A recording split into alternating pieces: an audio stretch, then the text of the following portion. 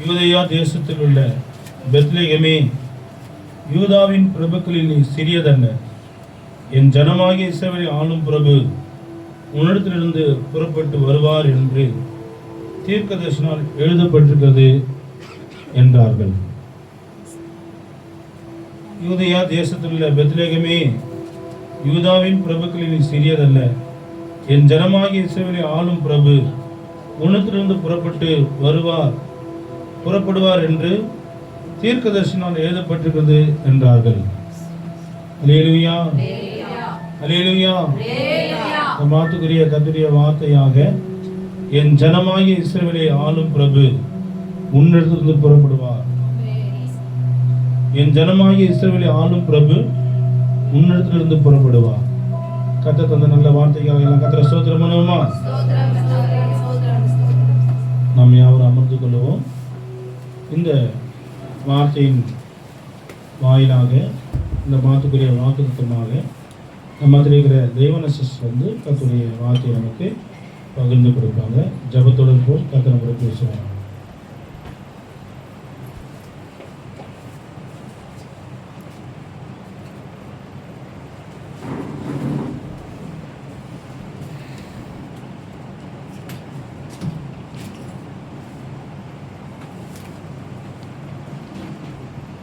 எல்லாரும்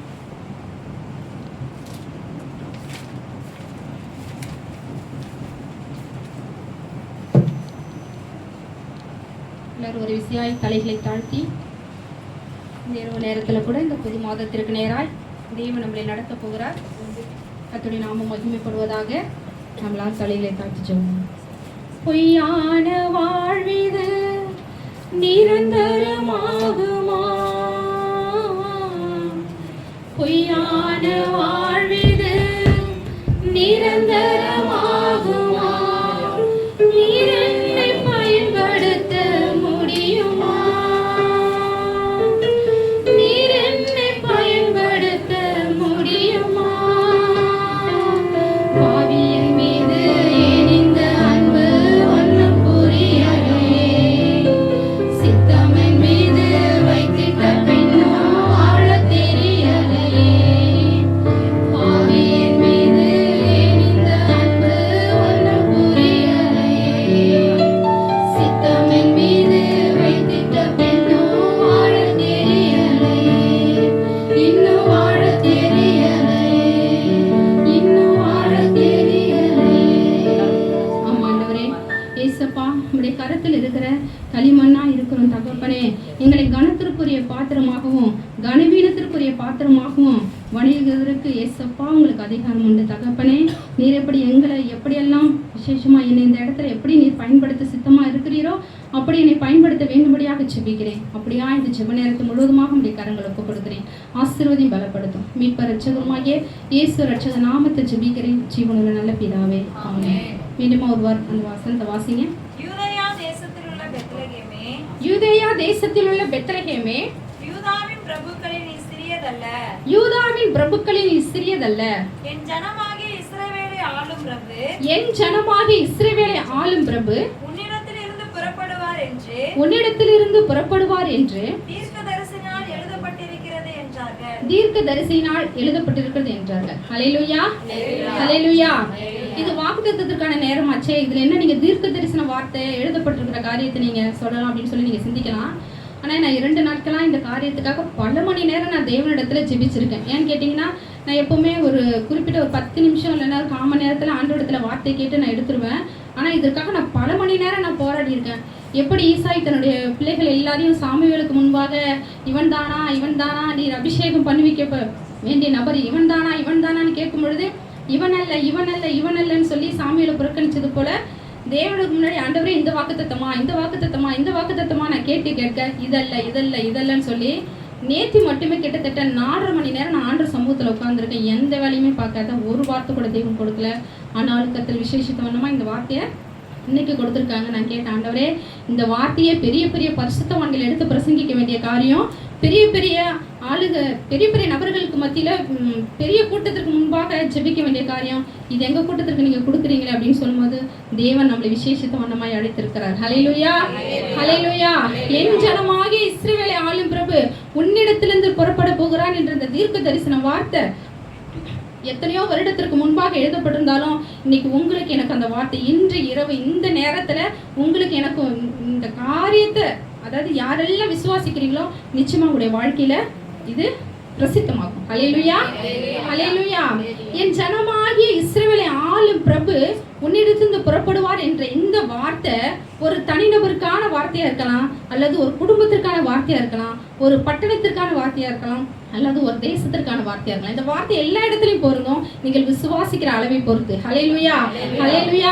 ஏன்னு கேட்டீங்கன்னா, நீங்க எந்த அளவுக்கு ஆண்டவர் அறிந்து ருசி பார்த்து வைத்திருக்கிறீரோ அந்த அளவுக்கு இஸ்ரவேல் ஆளும் பிரபு உங்களிடத்தில் வீரியமாக புறப்படுவார். ஹல்லேலூயா, ஹல்லேலூயா. இந்த இஸ்ரவேலை ஆளும் பிரபு உங்களிடத்திலிருந்து புறப்படும் பொழுது அவரிடத்திலிருந்து சில கிரியைகள் நடப்பிக்கப்படும். ஹல்லேலூயா. இது தீர்க்க தரிசன வார்த்தை தானே. இதுக்குள்ள எனக்கு என்ன வாக்குத்தத்தம் அடங்கி இருக்குன்னு நீங்க பாத்தீங்கன்னா, இஸ்ரவேலை ஆளும் பிரபு உங்களிடத்திலிருந்து புறப்படும் பொழுது அநேக வாக்குத்தத்தங்கள் புறப்படும். ஹல்லேலூயா. இப்ப சொல்லப்படுகிற ஒவ்வொரு வாக்குத்தத்தமும் இஸ்ரவேலை ஆளும் பிரபு உங்களிடத்திலிருந்து புறப்படுகிற அந்த நொடியில உங்களுக்கு வாக்குத்தத்தங்களும் புறப்படும். ஹல்லேலூயா. இந்த இடத்துல பாக்குறோம், யூதாவில் அந்த வசனத்தை திரும்ப வாசிங்க. யூதேயா தேசத்தில் உள்ள பெத்லகேமே, யூதேயா தேசத்தில் உள்ள பெத்லகேமே, யூதாவின் பிரபுக்களில் நீ சிறியதல்ல. யூதாவின் பிரபுக்களில் சிறியதல்ல. போதும். இன்னைக்கு நம்முடைய வாழ்க்கையில நம்ம நினைக்கிறோம், நான் அற்பமானவ, என்னால என்ன பிரயோஜனம் இருக்கு, என்னால யாருக்கு என்ன லாபம் இருக்கு, என்னால யாரும் எந்த ஒரு நன்மையுமே அனுபவிக்கல நீங்க நினைக்கலாம். ஆண்டவர் சொல்லுகிறார், யூதாவில் சொல்லுங்க படிங்க.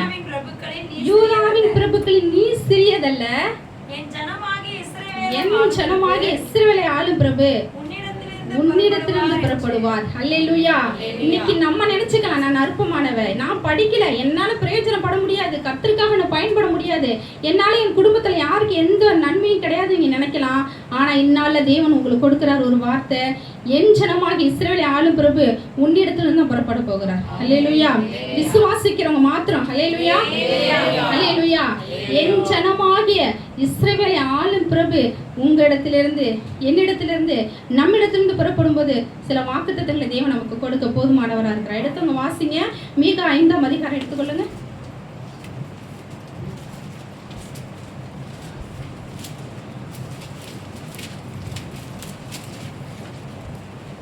மீகா 5ஆம் அதிகாரத்துல 2வது வசனம் வாசிங்க. எப்பிராத்தா எண்ணப்பட்ட பெத்லகேமே, எப்பிராத்தா எண்ணப்பட்ட பெத்லகேமே, நீ யூதேயாவில் உள்ள ஆயிரங்களுக்குள்ளே சிறியதா இருந்தும், நீ யூதேயாவில் உள்ள ஆயிரங்களுக்குள்ளே சிறியதா இருந்தும், இஸ்ரவேலை ஆளப்போகிறவர் உன்னிடத்திலிருந்து புறப்பட்டு, இஸ்ரவேலை ஆளப்போகிறவர் உன்னிடத்திலிருந்து புறப்பட்டு என்னிடத்தில் வருவார், என்னிடத்தில் வருவார். அவருடைய புறப்படுதல் அனாதி நாட்களாகிய பூர்வத்தினுடையது. இந்த வசனம் என்ன சொல்லப்படுதுன்னு பாத்தீங்கன்னா, இஸ்ரவேலை ஆளப்போகிறவர் உன்னிடத்தில் இருந்து புறப்பட்டு என்னிடத்தில் வருவார். அவருடைய புறப்படுதல் அனாதி நாட்களாகிய பூர்வத்தினுடையது. இது பூர்வனுடத்திலே தீர்க்க தரிசன வார்த்தையா இருக்கலாம், இது அனாதி நாட்கள் எழுதப்பட்ட வார்த்தையா இருக்கலாம். ஆனா இன்னைக்கு தேவன் உங்களுக்கு எனக்கு சொந்தமாக்க போகிறார். ஹல்லேலூயா. ஏனென்றால் அவர் வந்து இஸ்ரவேலை ஆளுகிற பிரபு வந்து அநேக வாக்குத்தத்தங்களை கொடுக்கும் பொழுது நிச்சயமா அந்த வாக்குத்தத்தம் உங்களுக்கு எனக்கு சொந்தமாகும். ஹல்லேலூயா. அடுத்து ஒரு வசனத்தை வாசிங்க, அதுலயே 3வது வசனம். ஆனாலும் பிரசவிக்கப்படும் மட்டும் அவர்களை ஒப்புக் கொடுப்பார். அப்பொழுது அவருடைய சகோதரர் மீதியானவர்கள் இஸ்ரவேல் புத்திரரோட கூட திரும்புவார்கள். 4வது வசனம். அவர் நின்று கொண்டு, நல்ல கவனிங்க, அவர் நின்று கொண்டு கர்த்தருடைய பலத்தோடும் தம்முடைய தேவனாகிய கர்த்தருடைய நாமத்தின் மகத்துவத்தோடும் மேய்ப்பார். போதும். இந்த இடத்துல வாக்குத்தத்தம் வருகிறது, என் ஜனமாகிய இஸ்ரவேலை ஆளும் பிரபு உன்னிடத்திலிருந்து புறப்படும் பொழுது உங்களுக்கு ஒரு வாக்குத்தத்தத்தை ஆண்டவர் முதலாவது கொடுக்கிறார். என்ன கொடுக்கிறார் அப்படின்னு பாத்தீங்கன்னா, கர்த்தருடைய நாமத்தின் மகத்துவத்தோடு மேய்ப்பார். யாரு? உங்களை. ஹல்லேலூயா, ஹல்லேலூயா. கர்த்தருடைய நாமத்தின் மகத்துவத்தோடு மேய்க்கிற தேவனாய் இந்த மாதத்தில் தேவன் உங்களுக்கு காணப்பட போகிறார். ஹல்லேலூயா, ஹல்லேலூயா. தொடர்ந்து வாசிங்க. அத அவர்கள் நிலைத்திருப்பார்கள். ஆகையால் அவர்கள் நிலைத்திருப்பார்கள். அவர் இனி பூமியின் எல்லைகள் பரியந்தமும் மகிமைப்படுவார். ஆமென். ஹல்லேலூயா. இஸ்ரவேலை ஆளும் பிரபு உன்னிடத்திலிருந்து புறப்படும் பொழுது கர்த்தரின் நாமத்தினாலே அவர் உங்களை மேய்ப்பார். அது எது வரைக்கும் மகிமைப்படுமா? பூமியின் எல்லை எங்கு மகிமைப்படுமா? ஹல்லேலூயா. இன்னைக்கு நம்ம நினைச்சுக்கிறோம், உண்மையாவே நினைச்சுக்கிறோம், நம்ம பகுதியில நம்ம இருக்கிற காரியம், நான் உண்மையாவே எதிர்காலத்தை குறித்து யோசிக்கும் போதெல்லாம் நம்ம இந்த பகுதியில் இருக்கிறோமே, நம்ம பிள்ளைகளுக்கு நல்ல எதிர்காலம் கிடைக்குமா, நமக்கு நல்ல எதிர்காலம் கிடைக்குமாலாம் யோசிச்சேன். உண்மையாவே நான் ஆண்டவர் இந்த வார்த்தையை கொடுக்கும் பொழுது முதலாவது சந்தோஷப்பட்டது நான் தான். ஏன்னா பெத்லகேம் சிறிய பகுதி தான் யூதேய தேசத்துல, ஆனா அங்கிருந்து இஸ்ரவேலில் ஆளும் பிரபு புறப்படும் பொழுது ஆண்டவர் எப்படியாப்பட்ட ஒரு வாக்குத்தத்தை கொடுக்கிறாரு. கர்த்தரின் நாமத்தினால் நம்மளை மேய்க்கிற தேவனா அந்த இஸ்ரவேலை ஆளும் பிரபு உதிக்க போகிறாரு. இந்த மாசத்துல உங்களை நல்ல ஒரு மேய்ப்பராய் தேவன் உங்களுக்கு காணப்பட போகிறாரு. ஹல்லேலூயா, ஹல்லேலூயா. நீங்க விசுவாசிக்கிற அளவுதான் தேவன் உங்களுக்கு வாக்குத்தத்தங்களை கொடுத்து அதை நிறைவேற்ற முடியும். ஹல்லேலூயா, ஹல்லேலூயா. விசுவாசிக்கிறவங்க ஹல்லேலூயா. அடுத்த ஒரு வாக்குத்தத்தை நம்ம பார்க்கிறோம். இரண்டாவது அதே மீக 5ஆம் அதிகாரத்துல 6வது 5-6 வசீங்க. இவரே சமாதானக்காரனர் அசிரியன் நம்முடைய தேசத்திலே வரும்போதும் நம்முடைய அரண்மனைகளை மிதிக்கும் போதும் 7 மேய்ப்பரையும் மனுஷரின் 8 அதிபதிகளையும் அவனுக்கு விரோதமாக நிறுத்துவேன். இவர்கள் அசிரியா தேசத்தையும் நிம்ரோதின் தேசத்தையும் அதனுடைய வாசல்களுக்கு உட்புறமாக பட்டயத்திற்கு அவனுடைய வாசல்களுக்கு உட்புறமாக பட்டயத்திற்கு இரையாக்குவார்கள். அசிரியன் நம்முடைய தேசத்தில் வரும்போதும் நம்முடைய எல்லைகளை மிதிக்கும் போதும் அவனுக்கு நம்மை தப்புவிப்பார். ஹல்லேலூயா. முதலாவது வாக்குத்தத்தம், என் ஜனமாகிய இஸ்ரவேலை ஆளும் பிரபு உன்னிடத்திலிருந்து புறப்படும் பொழுது அந்த பிரபு நம்மளை என்ன செய்வாரா? கர்த்தரின் நாமத்தால் நம்மளை மேய்க்கிறவராய் காணப்படுகிறார். இரண்டாவது பார்க்கிறோம், அசிரியன்ங்கிற ராஜாவுக்கு நம்மளை தப்புவிக்கிறாய் காணப்படுகிறார். யார் இந்த அசிரியன்? யாருக்காவது தெரியுமா? யார் இந்த அசிரியன்? சரி, படிக்கலாம். ஓசியா தீர்க்க தரிசன புஸ்தகத்துல 11ஆம் அதிகாரத்தை எடுத்துக்கோங்க.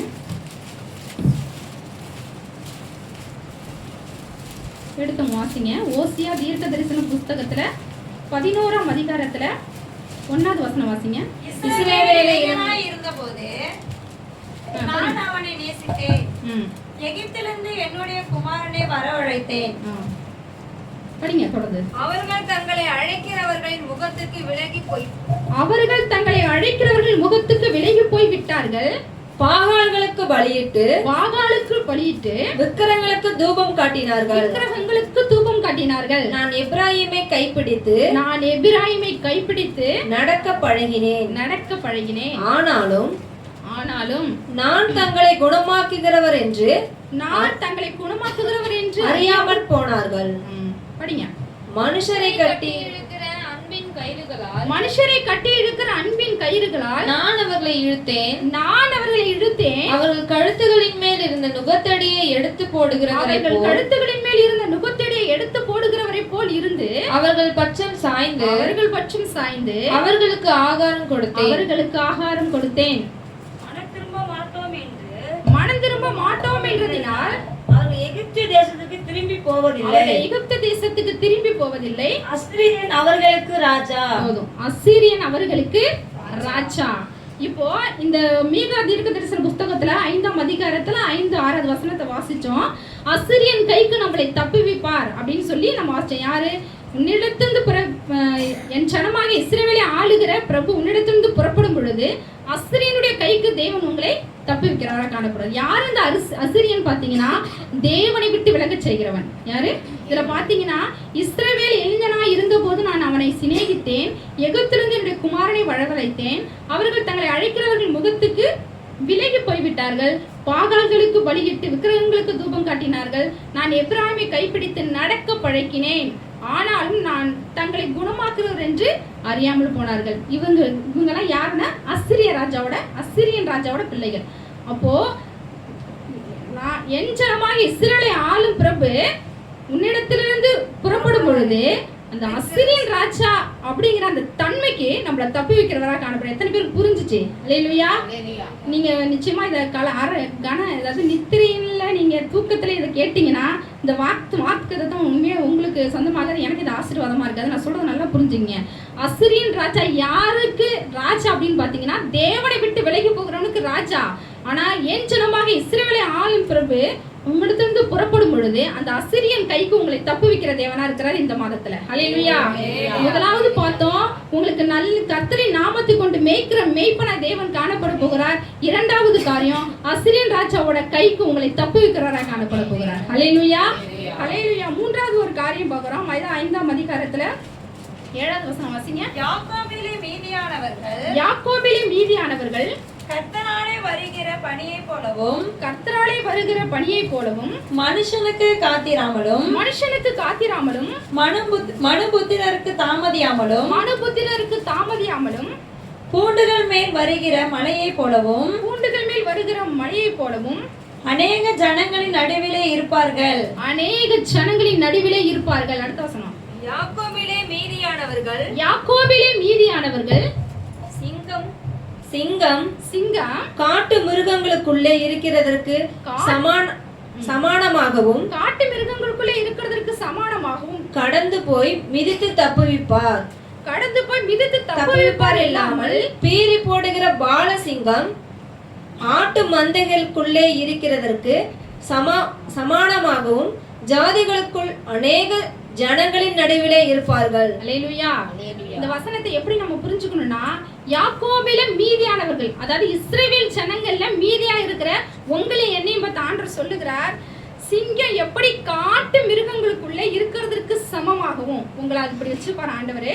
அடுத்து பாத்தீங்கன்னா, கடந்து போய் மிதித்து தப்புவிப்பார் இல்லாமல் பீறி போடுகிற பாலசிங்கம் ஆட்டு மந்தைகளுக்குள்ளே இருக்கிறதுக்கு சமானமாகவும் ஜாதிக்குள்ள அநேக ஜனங்கள் நடுவிலே இருப்பார்கள். யாரு? யாக்கோபிலே மீந்து இருக்கிறவர்கள். இன்னைக்கு இஸ்ரவேலை ஆளும் பிரபு உங்களிடத்திலிருந்து எழும்பும் பொழுது, புறப்படும் பொழுது உங்களுக்குள்ள ஒரு விசேஷ தன்மை, அதாவது எத்தனை பேர் இருந்தாலும் உங்களுக்குன்னு ஒரு தனித்தன்மை அங்க காணப்படும். அல்லேலூயா. அதெல்லாம் இந்த வசனத்துக்கு உங்களுக்கு பதில் சொல்லணும்னு சொன்னா இதுதான் காரியம். எத்தனை பேர் இருந்தாலும், உங்களை சுற்றி எத்தனை பேர் விசேஷித்தவர்களா இருந்தாலும் அவர்களோட ஒரு விசேஷம் உங்களிடத்துல காணப்படும். அல்லேலூயா.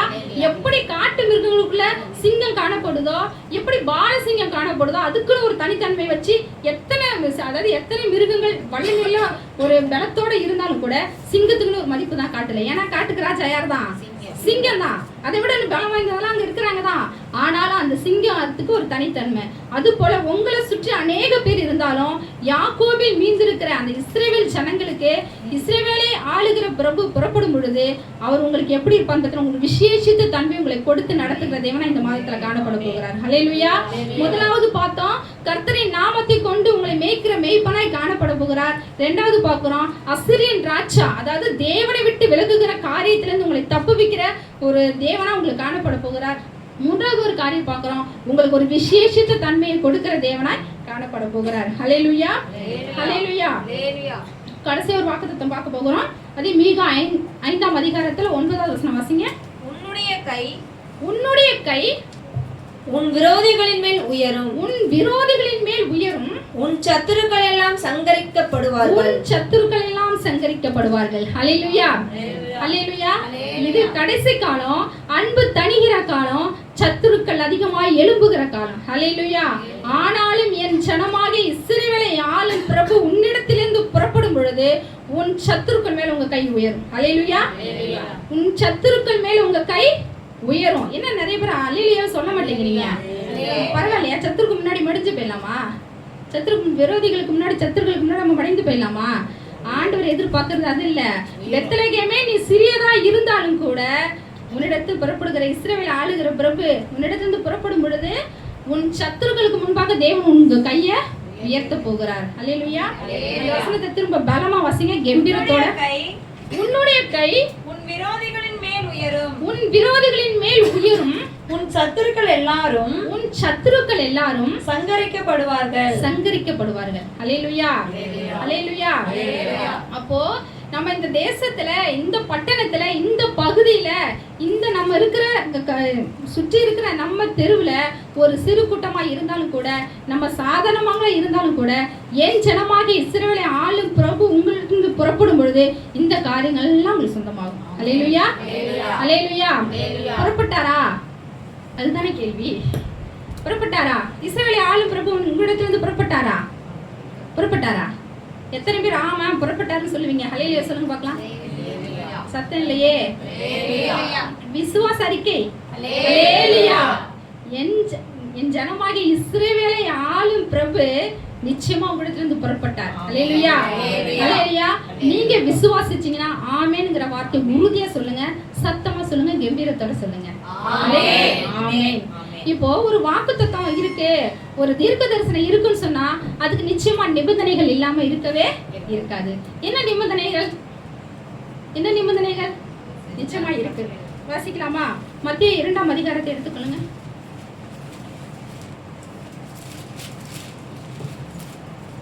இன்னும் மாதம் 6வது வசனத்தை வாசிக்கலாமா? யூதேயா தேசத்தில் உள்ள பெத்லகேமே, யூதேயா தேசத்தில் உள்ள பெத்லகேமே, யூதாவின் பிரபுக்களில் சிறியதல்ல, யூதாவின் பிரபுக்களில் சிறியதல்ல, என் ஜனமாகிய இஸ்ரவேலை ஆளும் பிரபு, என் ஜனமாகிய இஸ்ரவேலை ஆளும் பிரபு உன்னிடத்திலிருந்து புறப்படுவார் என்று உன்னிடத்திலிருந்து புறப்படுவார் என்று தீர்க்கதரிசினால் எழுதப்பட்டிருக்கிறது என்றார்கள். தீர்க்கதரிசினால் எழுதப்பட்டிருக்கிறது என்றார்கள். ஹல்லேலூயா. இப்போ இந்த மீகா தீர்க்க தரிசன புத்தகத்துல 5ஆம் அதிகாரத்துல இந்த தீர்க்க தரிசன வார்த்தை நம்ம பார்த்துட்டோம். இப்போ இந்த தீர்க்க தரிசனம் மூலியமா என்னென்ன வாக்குத்தத்தங்கள் வருகிறது, இஸ்ரவேலை ஆளும் பிரபு உங்களிடத்திலிருந்து வருவாரு, இதெல்லாம் செய்வாருன்னு சொல்லி ஒரு 4 வாக்குத்தத்தத்தையும் நம்ம பார்த்துட்டோம். இப்போ அந்த வாக்குத்தத்தம் நிறைவேறணும்னு சொன்னா நான் என்ன பண்ணணும்? ஹல்லேலூயா. என் பசி ஆற்றப்பட வேண்டும் என்றால் நான் என்ன பண்ணணும்? சாப்பிடணும். என் தாகம் தீர்க்கணும்னு சொன்னா நான் என்ன பண்ணணும்? தண்ணிய குடிக்கணும். என் தேவைகள் நிவர்த்தி செய்யப்படணும்னா நான் உழைக்கணும். என் செபங்கள் கேட்கப்படணும்னு சொன்னா நான் செபிக்கணும், இல்லைங்களா? அப்போ ஒரு காரியம் நிறைவேற்றதுக்கு முன்னாடி அதுக்கான ப்ராசஸிங்கும் இருக்கதான் செய்யுது. அப்போ என் ஜனமாக இஸ்ரவேலை ஆளும் பிரபு உன்னிடத்திலிருந்து புறப்பட்டு வருவார் என்று சொன்னார். அவரிடத்து வருகிறதான வாக்குத்தத்தங்கள் எனக்கு சொந்தமாகும்னு சொன்னா சில நிபந்தனைகளை நான் ஏற்றுக்கொண்டுதான் ஆக வேண்டும். அல்லேலூயா. இந்த இடத்துல பாக்குறோம், மத்திய 2ஆம் அதிகாரத்துல 3வது வசனம் வாசிங்க. ஏரோது ராஜா அதை கேட்டபொழுது, ஏரோது ராஜா அதை கேட்டபொழுது அவனும் அவனோட கூட எருசலேம் நகரத்தார் அனைவரும் கலங்கினார்கள். அவனும் அவனோடு கூட இருந்த எருசலேம் நகரத்தார் அனைவரும் கலங்கினார்கள். அல்லேலூயா. எதை குறிச்சு கலங்கியிருப்பாங்க? எதை குறிச்சு கலங்கியிருப்பாங்க? அதுக்கு முதல் வசனத்தை வாசிங்க. யூதருக்கு ராஜாவாக பிறந்திருக்கிறவர் எங்கே? யூதருக்கு ராஜாவாக பிறந்திருக்கிறவர் எங்கே? கிழக்கிலே அவருடைய நட்சத்திரத்தை கண்டு, கிழக்கிலே அவருடைய நட்சத்திரத்தை கண்டு அவரை பணிந்து கொள்ள வந்தோம் என்றார்கள். அவரை பணிந்து கொள்ள வந்தோம் என்றார்கள். அல்லேலூயா. இப்போ ஏரோது ராஜாவின் நாட்கள்ல யூதேயோட பெத்லகேம்ல இயேசு பிறந்த பொழுது கிழக்குல இருந்து சாஸ்திரிகள் இயேசு யூதருக்கு ராஜாவா பிறந்திருக்கிறவர் எங்கே என்று எங்க வந்து கேட்டாங்க? எங்க வந்து கேட்டாங்க? வெரி குட், தமிழ் கை தட்டுங்க. அரண்மனையில வந்து விசாரிச்சாங்க. எங்க வந்து விசாரிச்சாங்க? ஏன்னா ராஜானா அரண்மனையில தானே பிறக்கணும். யூதருக்கு ராஜாவா பிறந்திருக்கிறவர் எங்கே என்று அரண்மனையில வந்து விசாரிச்சாங்களாம். அதை விசாரிக்கும் போது அந்த ஏரோது ராஜாவுக்கு எப்படி இருந்துச்சாம்? படிங்க. அப்போது ஏரோது ராஜா அதை கேட்ட பொழுது அவனும் அவனோடு கூட எருசலேம் நகரத்தார் இந்த எருசலேம் நகரத்தார் அனைவரும் கலங்கினார்கள். அல்லேலூயா. இன்னைக்கு நம்ம எப்படி இருக்கிறோம் அப்படின்னு நினைச்சீங்கன்னா, அதாவது ஒரு கல்லை தூக்கி தண்ணிக்குள்ள போட்டோம்னா அது ஏதாவது ரிஃப்ளெக்ஷன் கொடுக்குமா? அது ஏதாவது திரும்ப எதிர்வினை ஆற்றுமா? போட்ட மாதிரியே இருக்கும். அப்போ நம்ம எத்தனை வருஷம் ரட்சிக்கப்பட்டாலும் நம்முடைய தன்மைகள் மாறல, நம்முடைய வாழ்க்கிற வாழ்க்கையில வளர்ச்சி இல்லை, நம்ம கிட்ட எந்த மாற்றமும் இல்லைன்னு சொன்னா நிச்சயமா நம்ம மற்றவர்களை கலங்கடிக்கிற வாழ்க்கை வாழவே முடியாது. என் ஜனமாக இஸ்ரவேலை ஆளும் பிரபு உன்னிடத்திலிருந்து புறப்படுவார் என்று சொன்னா மற்றவங்களை கலங்க வைக்கிற இடத்துல நம்ம இருக்கணும். புரியுதுங்களா? இன்னைக்கு நம்ம அநேகரை பார்த்து கலங்கி போகிற இடத்துல தான் இருக்கும். ஐயோ அவங்க அப்படி இருக்காங்களே, இவங்க எப்படி இருக்காங்களே, என்ன பயமுத்துறாங்களே, இவங்களோட வளர்ச்சியை பார்த்தா நம்ம பயமா இருக்குதே, ஐயோ இவங்க நல்ல ஒரு பொசிஷன்ல இருக்காங்க, நல்ல ஒரு அதிகாரத்தில் இருக்காங்க, நல்ல பண வசதி படைத்தவங்களா இருக்காங்க, இவங்களை எதிர்த்து போராட முடியாது, இவங்களை எதிர்த்து பேச முடியாதுன்னு சொல்லி நம்ம தான் கலங்கி போறோமே தவிர மற்றவங்களை கலங்க வைக்கிற இடத்துல நம்ம இல்லை. ஏன்னா இஸ்ரவேலை ஆளும் பிரபு நம்ம இடத்துல புறப்படல. ஆமென். அல்லேலூயா. நல்ல வார்த்தையை புரிஞ்சுக்குங்க. என் ஜனமாக இஸ்ரேலை ஆளும் பிரபு உன்னிடத்திலிருந்து புறப்படுவார் என்ற வாக்கு தீர்க்க தரிசனம் வார்த்தை உங்களுக்கு நேரம் உரைக்கப்பட்டு அவர் வந்ததுக்கு அப்புறம் வருகிறதான வாக்கு திட்டங்கள் உங்களுக்கு சொந்தமாக்கணும்னு சொன்னா மற்றவர்களை கலங்கடிக்கிற இடத்துல நீங்க இருக்கணுமே தவிர யாரையும் பார்த்து நீங்க கலங்கவே கூடாது. அல்லேலூயா. ஆண்டவர்கிட்ட சொல்லுங்க, ஏசப்பா நான் யாரை பார்த்து கலங்க கூடாது ஆண்டவரே. உங்களுடைய பிறப்பை நினைச்சு ஏரோது ராஜா கலங்கினான். ஒரு சிறு குழந்தை பிறந்துட்டுன்னு சொல்லி அந்த தேசத்தை ஆளுகை செய்கிற அந்த ஒரு ராஜா கலங்கினான்னு சொன்னா அப்ப அவருடைய பிறப்பு எப்படியேப்பட்டது? அப்ப என் ஜனமாக இஸ்ரேலை ஆளுகிற பிறப்பு உங்களிடத்திலிருந்து பிறந்தாருன்னு சொன்னா நிச்சயமா உங்களை பார்த்து மத்தவங்க தான் கலங்கணும். ஐயோ அவங்ககிட்ட ஏசப்பா இருக்காங்க, அவங்க ஏசப்பாட பிள்ளைங்க, அவங்க தேவனுடைய பிள்ளைங்க, அவங்க செபிச்ச ஆண்டவர் கேட்பாரு, அப்படியே நமக்கு பிரச்சனைகள் வரும்னு சொல்லி ஒதுங்கி போகிற ஜனங்களா இருக்கணும். அல்லேலூயா. பார்த்தீங்கன்னா சமீபத்தில் ஒரு சின்ன பிரச்சனை. அந்த பிரச்சனையில் பார்த்தீங்கன்னா உலகத்தாரும் வந்து அவங்க பக்கம் இருக்கிற நியாயத்தை சொல்கிறாங்க, இங்கே விசுவாச பிள்ளை வந்து அவங்க பக்கம் இருக்கிற அவங்க நியாயத்தை சொல்கிறாங்க. நம்ம யாருக்குமே பேச முடியல. ஒரே வார்த்தை சொன்னேன், கர்த்தர் நீதி உள்ளவர் அவர் பார்த்துட்டு இருக்கிறாரு. யார் தவறு செஞ்சாலும் அவர் தான் அதுக்கு பதில் சொல்லுவார். இதில் நியாயம் இருக்கிறதுக்கு எங்களுக்கு ஒன்றுமே இல்லைன்னு சொல்லும்போது சடனாக அவங்களுக்கு கேட்டது, இங்கே பாரு இந்த மாதிரிலாம் சொல்லாதீங்க, உடனே ஏசப்பா பார்த்து பாருன்னு சொல்கிறீங்க, அது மாதிரிலாம் சொல்லாதீங்க. உடனே பயப்படுறாங்க. ஏன்னா அவங்களுக்கு தெரியுது இயேசுவை ஏற்றுக்கொண்ட பிள்ளைகள் ஜெபிச்சா கேட்பாங்க அப்படின்ற பயம் அவங்களுக்குள்ள இருக்குது. ஹல்லேலூயா. அப்ப என் ஜனமாக இஸ்ரவேலை ஆளும் பிரபு என்னிடத்திலிருந்து புறப்படுவார்னு சொன்னா என்னை பார்த்து மற்றவர்கள் கலங்கணுமே தவிர மற்றவங்களை பார்த்து நான் கலங்கி போய் நிற்கவே கூடாது. ஹல்லேலூயா. எத்தனை பேர் இந்த நிபந்தனை ஏற்றுக்கொள்ளுகிறீங்க? ஆமென். ஹல்லேலூயா. அப்ப இன்னைக்கு இந்நாள்ல தேவன் உங்களுக்கு கொடுக்கிற வாக்குத்தத்தம், இஸ்ரவேலை ஆளுகிற பிரபு உங்களிடத்திலிருந்து புறப்படுவார். அதற்கான நிபந்தனை நான் மற்றவர்களை கலங்க வைக்கிற இடத்துல இருக்கணுமே தவிர கலங்க வைக்கிறதா அழுவ வச்சுட்டு அவங்கள சோகப்படுத்துறது கிடையாது. நம்மளை பார்த்தாலே இவங்க தேவ பிள்ளை, இவங்க கிட்ட நெருங்கக்கூடாது, இவங்களுக்கு விரோதமாக செயல்படக்கூடாது, இவங்களுக்கு விரோதம் நம்ம பொய் சாட்சி சொல்லக்கூடாதுன்னு நம்மளை பார்த்து ஒரு அடி தூரத்தில் நிற்கிற ஜனங்களா நம்ம என்ன பண்ணணும்? இருக்கிறதுக்கு தேவனிடத்துல கிருபை கேட்கணும். அல்லேலூயா. ரெண்டாவது ஒரு காரியம் பார்க்குறோம். அதாவது லூக்கா 2ஆம் அதிகாரத்துல 7வது வசனம் வாசிங்க. அவன் தன் முதற்பேறான குமாரனை பெற்று அது முதல் வசனம் வாசிங்க. அவ்விடத்திலே அவர்கள் இருக்கையில் அஞ்சிலிருந்து கலிலேயா நாட்டிலுள்ள நாசரேத்தூரிலிருந்து யூதேயா நாட்டிலுள்ள பெத்லகேம் என்னும் தாவீதின் ஊருக்கு போனான். அவ்விடத்திலே அவர்கள் இருக்கையில் அவளுக்கு பிரசவ காலம் நேரிட்டது. படிங்க. அவள் தன் முதற்பேறான குமாரனை பெற்று சத்திரத்திலே அவர்களுக்கு இடமில்லாதிருந்தபடியினால் பிள்ளையை துணிகளில் சுற்றி முன்னணியிலே கிடத்தினாள். ஹல்லேலூயா. இங்க யாருக்கு இடம் இல்லையா? யூதருக்கு ராஜாவாய் பிறந்திருக்கிறவருக்கு சத்திரத்திலே இடம் இல்லையா? எங்க கிடத்தி வச்சிருந்தாங்களா? திண்ணையில. அப்ப இது என்ன சூழ்நிலை? அங்கீகரிக்க முடியாத சூழ்நிலை. சுதாமா கூட சாட்சி சொன்னாங்க, இது என் வீடு, இந்த வீட்டுக்குள்ள நீ இருக்காதப்போ, இது என் வீடு, இந்த வீட்டுக்குள்ள நீ இருக்காதப்போ அப்படின்னு சொல்லிட்டே இருக்காங்கன்னு சொல்லி. அப்ப எனக்கு இந்த வார்த்தை ஞாபகத்துக்கு வந்தது. அப்போ ஆண்டவருக்கே தலை சாய்க்க இடம் இல்லை, சத்திரத்துல இடமில்லாதபடிக்கு திண்ணையில கிடத்தி வச்சிருந்தாங்களாம்.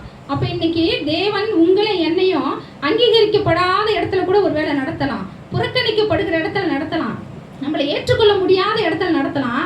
ஆனா ஆண்டவர் சொல்றாரு, இதெல்லாம் நீ சகிச்சுக்கிட்டு இருக்கும் பொழுதுதான் இஸ்ரவேலை ஆளு பிரபு உன்னிடத்திலிருந்து புறப்படுவார். அல்லேலூயா. இந்த நிபந்தனை நம்ம ஏற்றுக்கொள்ள வேண்டியது அவசியம். அல்லேலூயா. அதாவது சத்திரத்துல இடமே இல்லையா? அப்போ ஏற்கனவே சத்திரத்துல கூட்டங்கள் அதிகமா இருந்திருக்கும். அந்த இடத்துல இயேசு கிறிஸ்துவுக்கு அங்க இருக்கிறதுக்கு இடம் இல்லாம எங்க கிடைச்சி வச்சிருந்தாங்களாம்? முன்னணியில. படிங்க வசனத்தை. அவள் தன் முதற்பேறான குமாரனை பெற்று சத்திரத்திலே அவர்களுக்கு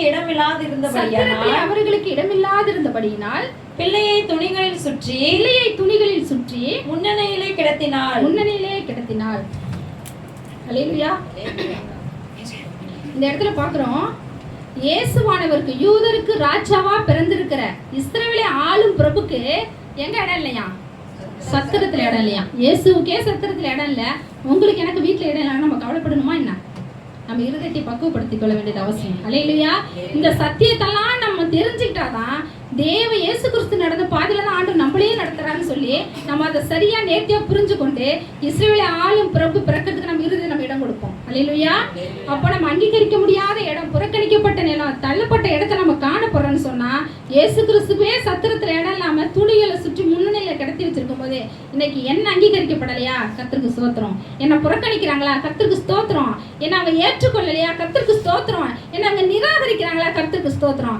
ஏன்னா இயேசு கிறிஸ்துவே சத்திரத்துல இடம் இல்ல, எனக்கு அந்த என் ஜனங்கள் மத்தியில இடம் இருக்க போகுது. அல்லேலூயா. அப்ப இந்த இடத்தை நீங்க கடந்து வரும் பொழுதுதான் என் ஜனமாக இஸ்ரவேலை ஆளும் பிறகு உங்களிடத்திலிருந்து புறப்படுவார். அல்லேலூயா. அல்லேலூயா. இன்னைக்கு நம்ம அற்பமானவங்களா நமக்கு நம்மளே தெரியலாம் சில நேரத்துல. ஆமா போ, நான் தான் படிக்கலையே, எனக்கு நாலேஜ் இல்லையே, எனக்கு மற்ற காரியங்கள் தெரியல, எனக்கு அவங்களை போல நடந்துக்க தெரியல, இவங்களை போல நடந்துக்க தெரியலன்னு சொல்லி. ஆனா அரண்மனையில் பிறக்க வேண்டியவர் எங்க பிறந்தாரு? எங்க பிறந்தாரு?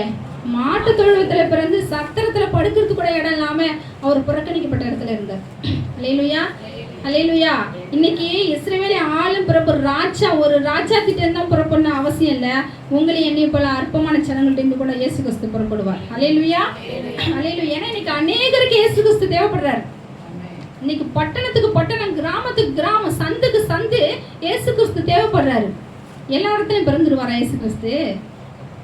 பிறக்க மாட்டார். யாரெல்லாம் அவர் கடந்து போன பாதையில கடந்து போறாங்களோ அவங்க கிட்டதான் இஸ்ரவேலை ஆளும் பிரபு புறப்படுவார். அல்லேலூயா. அல்லேலூயா. மூன்றாவது ஒரு காரியம் பார்க்கிறோம். அதே லூக்கா 2ல 4, 5, 6 வசனம் வாசிங்க. அப்பொழுது யோசேப்பும் தான் தாவீதின்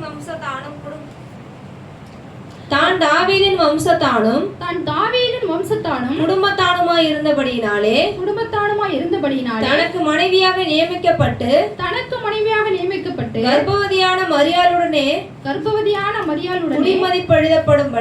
குடிமதிப்பு எழுதப்படும்படி கலிலேயா நாட்டிலுள்ள நாசரேத்திலிருந்து யூதேயா நாட்டிலுள்ள பெத்லகேம் என்னும் தாவீதின் ஊருக்கு போனான். அவ்விடத்திலே அவர்கள் இருக்கையில் அவளுக்கு பிரசவ காலம் நேரிட்டது. போதும். இப்போ எங்க இருந்து எங்க போறாங்க? மரியாள் யோசேப்பு எங்க இருந்து எங்க போறாங்க? நல்லா சொல்லுங்க. 4வது வசனத்துல தான் போட்டுருக்கு. கலிலேயா நாட்டில் உள்ள நாசரேத்தூரில் இருந்து யூதேயா நாட்டில் உள்ள பெத்லகேம் என்னும் தாவீதின் ஊருக்கு போனதா போட்டிருக்கு. இதே நீங்க மத்தேயு 2ஆம் அதிகாரத்துல 5வது வசனம் வாசிங்களேன். அதற்கு அவர்கள் யூதாவில் உள்ள பெத்லகேமிலே பிறப்பார். அது ஏனென்றால் இப்ப பாத்தீங்கன்னா எங்க இருந்து எங்க போயிருக்காங்க? நாசரேத்துல இருந்து பெத்லகேமுக்கு போயிருக்காங்க. அடுத்த ஒரு வசனம் வாசிங்க. அதுல 2ஆம் அதிகாரத்துல 13வது வசனம் வாசிங்க. அவர்கள் போன பின்பு கர்த்தருடைய தூதன் சொப்பனத்தில் யோசேப்புக்கு காணப்பட்டு ஏரோது பிள்ளையை கொலை செய்ய தேடுவான். ஆதலால் நீ எழுந்து பிள்ளையையும் அதன் தாயையும் கூட்டிக் கொண்டு எகிப்துக்கு ஓடி போய் நான் உனக்கு சொல்லும் வரைக்கும் அங்கே இரு என்றான். 15 ஏரோதின் மரண பரியந்தம் அங்கே இருந்தான். எகிப்திலிருந்து என்னுடைய குமாரனை வரவழைத்தேன் என்று தீர்க்கதரிசியின் மூலமாய் கர்த்தரால் உரைக்கப்பட்டது நிறைவேறும்படி இப்படி நடந்தது. ஹல்லேலூயா. இப்போ நாசரேத்துல இருந்து பெத்லகேமுக்கு போறாங்க. பெத்லகேம்ல இருந்து எங்க வராங்க? எகிப்துக்கு வராங்க. இப்போ எத்தனை இடத்துக்கு வந்துட்டாங்க? 3 இடத்துக்கு. நாசரேத்துல இருந்து பெத்லகேம்ல இருந்து எகிப்துக்கு. இப்போ அடுத்த ஒரு வசனம் வாசிங்க. அதே 2ல 22, 23 வாசிங்க. படிங்க. ஆகிலும் அர்க்கெலாயு தன் தகப்பனாகிய ஏரோதின் பட்டணத்துக்கு வந்து அர்கிலாயு தன் தகப்பனாகிய ஏரோதின் பட்டத்துக்கு வந்து யூதேயாவில் அரசாளுகிறான் என்று கேள்விப்பட்டு யூதேயாவில் அரசாளுகிறான் என்று கேள்விப்பட்டு அங்கே போக பயந்தான். அப்பொழுது அவன் சொப்பனத்தில் தேவனால் எச்சரிக்கப்பட்டு கலிலேயா நாட்டின் புறங்களிலே விலகி போய் நாசரேத்து என்னும் ஊரிலே வந்து வாசம் பண்ணினான். நசரேயன் என்னப்படுவார் என்று தீர்க்கதரிசினால் உரைக்கப்பட்டது. நசரேயன் என்னப்படுவார் என்று தீர்க்கதரிசிகளால் உரைக்கப்பட்டது நிறைவேறும்படி இப்படி நடந்தது. இப்போ ஒரு பச்சை குழந்தைய, ஒரு சின்ன குழந்தைய எந்தெந்த இடத்துல இருந்து எங்க கூட்டிட்டு போறாங்க? பெத்லகேம்ல இருந்து நாசரேத்துக்கு, நாசரேத்துல இருந்து எகிப்துக்கு, எகிப்துல இருந்து திரும்ப நாசரேத்துக்கு. இது என்ன ஒரு சூழ்நிலை? ஏரோது ராஜாவுக்கு பயந்து சுற்றி தீர்க்கிறார். அலைஞ்சு திரிகிற சூழ்நிலை, அலக்களிக்கிற சூழ்நிலை. என்ன சூழ்நிலை? அலக்களிக்கிற சூழ்நிலை. இன்னைக்கு அநேகருடைய வாழ்க்கை இப்படிதான் இருக்கு. இன்னைக்கு அநேகருடைய வாழ்க்கை இப்படிதான் இருக்கு. அலக்களிக்கப்படுகிற ஒரு ஸ்திரமான வாழ்க்கை இல்லை. நம்ம எதை நோக்கி போறோம்னு நமக்கே தெரியல.